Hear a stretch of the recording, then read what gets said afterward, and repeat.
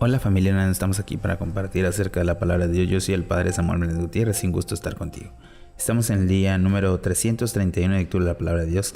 En el siguiente compartir del libro de los Hechos de los Apóstoles, capítulo 11, de la primera carta a los Corintios, capítulo 1 al 2, y el libro de los Proverbios, capítulo 27, versículos del 21 al 22. Vamos a preparar nuestra Sagrada Escritura para continuar la lectura de la palabra de Dios y también vamos a preparar nuestro corazón. En el nombre del Padre, y del Hijo, y del Espíritu Santo. Amén. Del libro de los Hechos de los Apóstoles, capítulo 10. Visión de Cornelio. Había en Cesarea un hombre llamado Cornelio, que era oficial de la compañía llamada Itálica. Era hombre religioso que honraba a Dios, lo mismo que toda su familia. Daba mucha limosna al pueblo y oraba a las horas establecidas. Un día, hacia las 3 de la tarde, tuvo una visión en la que vio claramente a un ángel de Dios que entró en su habitación y le dijo: Cornelio. Él lo miró y, muy asustado, dijo: ¿Qué quieres, Señor? Él respondió: Dios ha tenido en cuenta tus oraciones y tus limosnas. Envía unos hombres a Jaffa y haz venir a Simón, llamado Pedro, que se hospeda en casa de un tal Simón, un curtidor que vive junto al mar. Cuando se fue el ángel que le había hablado, Cornelio llamó a 2 de sus criados y a un soldado piadoso de los que lo asistían, y después de contarle todo lo sucedido les envió a Jaffa. Visión de Pedro. Al día siguiente, mientras ellos estaban aún de camino, ya cerca de la ciudad, Pedro hacia el mediodía subió a la azotea a orar. Sintió hambre y quiso comer algo. Mientras se le preparaban, cayó en éxtasis. Vio el cielo abierto y una especie de lienzo grande que, colgado de los 4 puntas, descendía sobre la tierra. En él había toda clase de animales, cuadrúpedos, reptiles y aves, y oyó una voz que le decía: Levántate, Pedro, mata y come. Pero dijo: De ninguna manera, Señor, jamás he comido nada profano o impuro. Pero la voz le insistió: Lo que Dios ha hecho puro, no lo consideres tú impuro. Esto se repitió 3 veces y enseguida el lienzo fue levantado hacia el cielo. Todavía estaba Pedro pensando qué significaría la visión que había tenido, cuando los hombres enviados por Cornelio, después de averiguar dónde estaba la casa de Simón, se presentaron a la puerta. Llamaron y preguntaron si se hospedaba ahí Simón, el llamado Pedro. Pedro seguía preguntándose por el sentido de la visión cuando el Espíritu Santo le dijo: Ahí abajo hay 3 hombres que te buscan, baje y vete con ellos sin dudar, porque los he enviado yo. Pedro bajó del encuentro a aquellos hombres y les dijo: Yo soy el que buscan. ¿Por qué razón han venido? Ellos dijeron: El oficial Cornelio, hombre justo que honra a Dios y goza de la estima de todo el pueblo judío, ha recibido aviso de un ángel para que te lleváramos a su casa y oiga tus palabras. Él lo hizo entrar para que pasaran ahí la noche. Pedro en casa de Cornelio. Al día siguiente, Pedro se puso en camino con ellos, acompañados de algunos hermanos de Jaffa. Al otro día llegaron a Cesarea. Cornelio estaba esperándolos y había reunido a sus parientes y amigos íntimos. Cuando Pedro entraba, Cornelio salió a su encuentro, cayó a sus pies y se postró ante él. Pedro lo levantó diciendo: Levántate, que yo soy un hombre lo mismo que tú. Y entró conversando con él. Al encontrar a muchos reunidos, les dijo: Ustedes saben que no les está permitido a un judío juntarse con extraños o entrar en su casa. Pero Dios me ha mostrado que no debo llamar profano o impuro a ningún hombre. Por eso he venido sin dudar al recibir su invitación. No obstante, quisiera saber por qué me han llamado.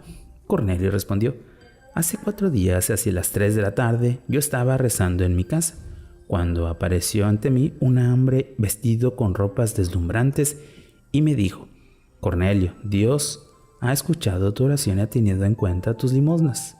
Manda a alguien a Jaffa para que traiga a Simón, a quien llaman Pedro, que se hospeda en casa de Simón, el curtidor, junto al mar.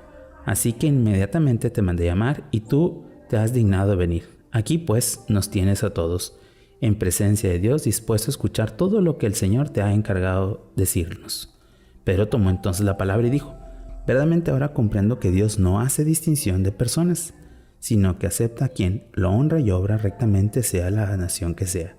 Él envió su palabra a los hijos de Israel, anunciando la buena noticia de la paz por medio de Jesucristo, que es el Señor de todos. Ustedes estén enterados de lo que han ocurrido en el país de los judíos. Comenzaron Galilea. Después del bautismo predicaba por Juan. Me refiero a Jesús de Nazaret, a quien Dios ungió con el poder del Espíritu Santo. Él pasó hacia el bien y curando a los oprimidos por los demonios, porque Dios estaba con él. Nosotros somos testigos de todo lo que hizo en el país de los judíos y en Jerusalén. A él, a quien mataron colgado del madero, Dios lo resucitó entre el tercer día y les terció con se manifestara, no a todos el pueblo, sino a los testigos elegidos de antemano por Dios, y nosotros que comimos y bebimos con él, después se resucitó entre los muertos. Él los mandó predicar al pueblo y dar testimonio de que Dios lo ha constituido juez de vivos y muertos. De él da testimonio todos los profetas, afirmando que todo el que crea en él recibirá el perdón de los pecados por medio de su nombre.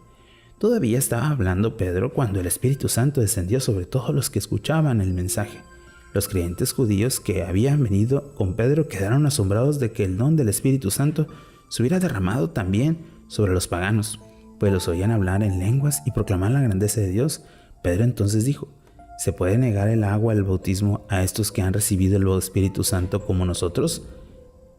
Y ordenó bautizarlos en el nombre de Jesucristo. Entonces rogaron que se quedaran ahí algunos días. Palabra de Dios. Te alabamos, Señor. Qué maravilloso es ver cómo las visiones del Señor se hacen presentes en los hombres sencillos, especialmente hombres de fe.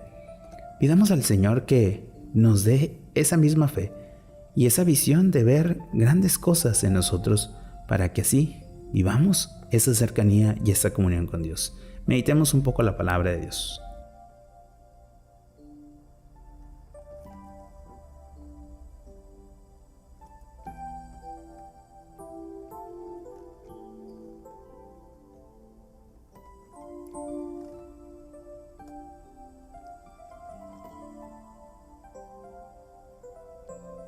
Habiendo meditado el libro de los Hechos de los Apóstoles, pasemos ahora a la primera carta de los Corintios, capítulo 1.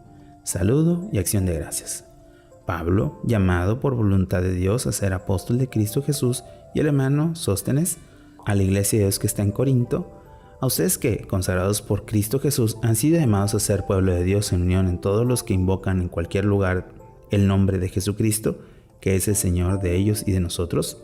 Gracia y paz de parte de Dios nuestro Padre y de Jesucristo el Señor.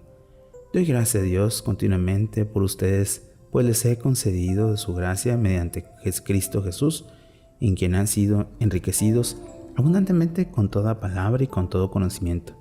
Y está la firmeza que han conseguido el testimonio de Cristo entre ustedes, que no les falta ningún don, mientras esperan en nuestro Señor Jesucristo se manifieste.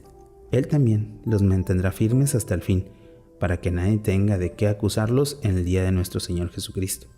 Fiel es Dios que los ha llamado a vivir en unión con todos sus hijos Jesucristo nuestro Señor. Llamada a la concordia.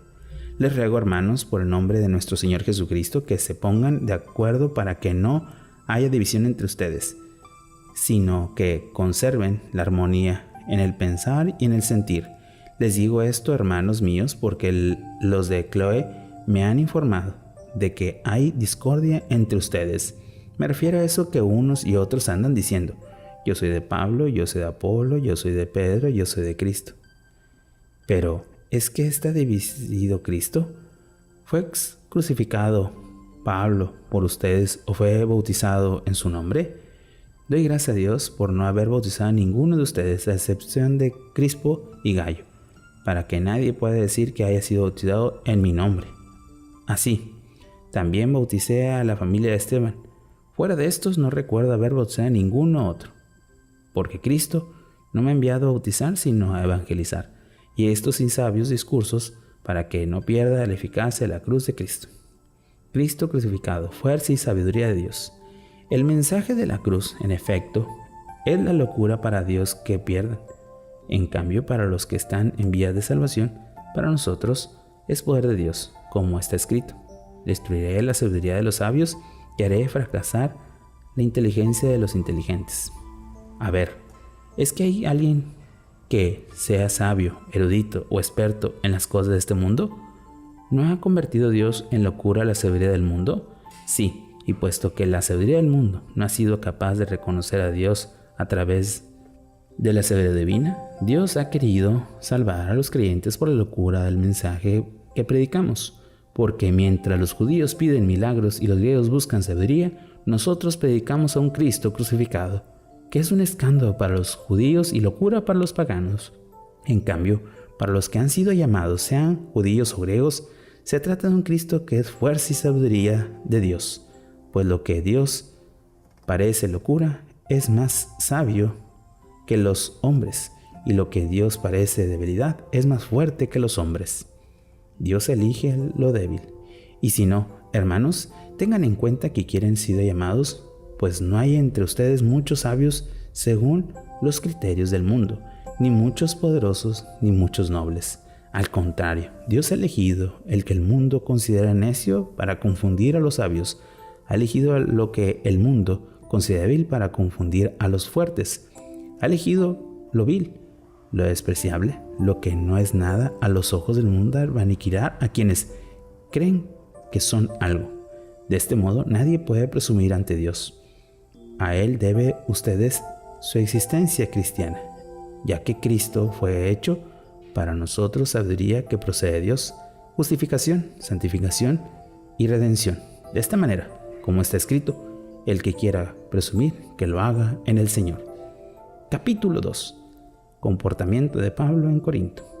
En lo que a mí me toca, hermanos, cuando vine a su ciudad para anunciarles el misterio de Dios, no lo hice a base de elocuencia o de sabiduría, pues nunca entre ustedes he presumido de conocer otra cosa sino a Jesucristo, ya este crucificado, presente ante ustedes débil, asustado y temblado de miedo.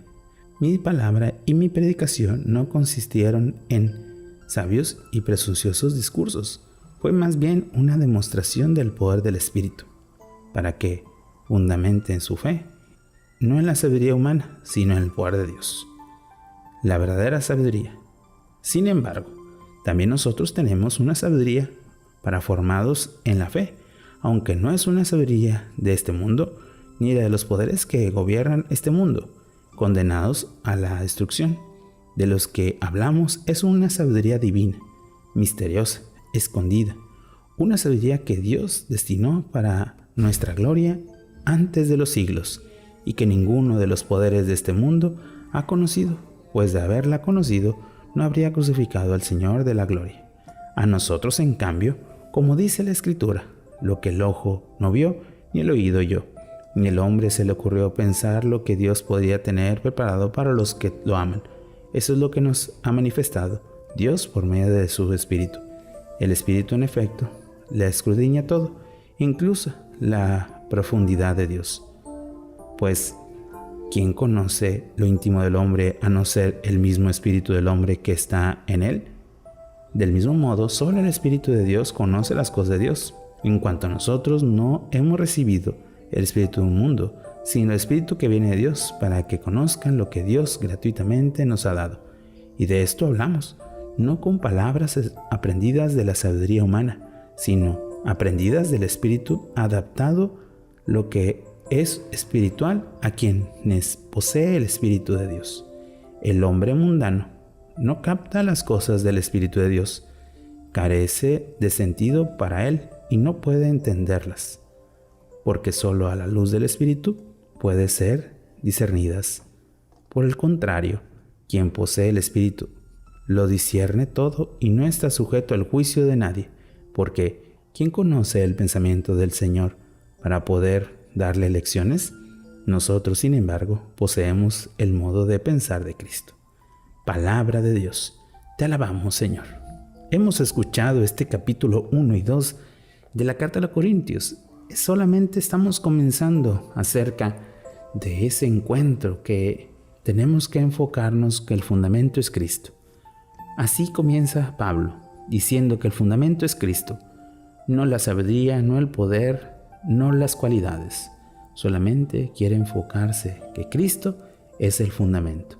Para ti, ¿qué necesitas para que Cristo sea tu fundamento? Meditemos un poco la palabra de Dios.